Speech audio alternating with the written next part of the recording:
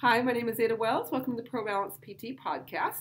And what I'd like to do is show you how you can make an abdominal crunch or a chest lift exercise, we like to call them here, much easier for you. Okay, so what we're going to do is we're going to lie down on a mat and see if you can position yourself on the mat such that your head is not over it, it's maybe just a touch below it.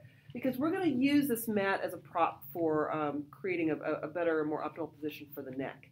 Now at the bottom half of your body, you want to have your feet so they're about hip width apart, and then creating an optimal position for your pelvis. So we can do that by just rocking the pelvis back and forth. You can appreciate the excursion the pelvis has, and we want to settle it in its optimal, or you'll hear a neutral position term used. Now you can use the image of having a frisbee with a marble in it, and you're taking that marble and you're sort of rolling it from your feet to your head, but seeing if you can find that place in your pelvis where it settles right into the center, okay?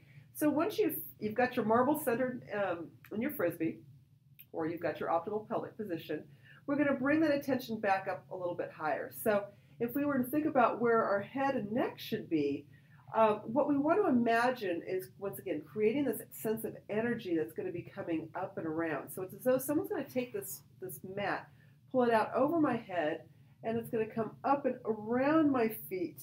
And once again, you can kind of imagine this circular motion that's occurring. So I'm going to actually physically take the edge of my mat, and it's going to create a little sling here for my head. So if I think about dropping the back of my neck just into the floor, into that mat, creating a sense of length up to the top of my head, I'll take my breath, and as I exhale, I'm going to keep that head heavy, keeping that head in the sling, and I'm sliding my chest bone down towards my pelvis.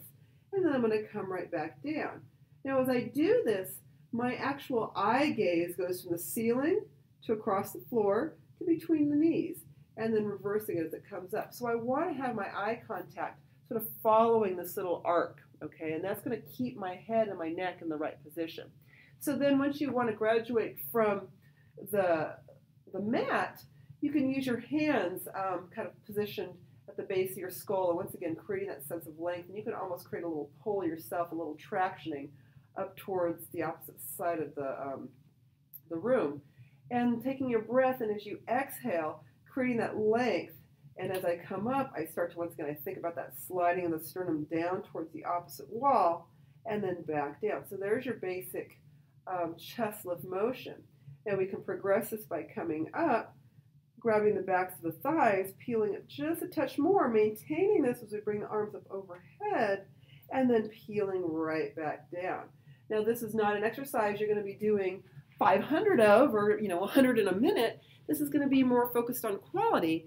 And that's really what we want here. We want a quality abdominal exercise where you're really integrating the connection between your head, neck, and shoulders, and creating that connection between the lower ribs and the pelvis. Okay, so until then, we'll see you next time, and work on keeping the neck in a healthy position while you're doing your abdominal exercises.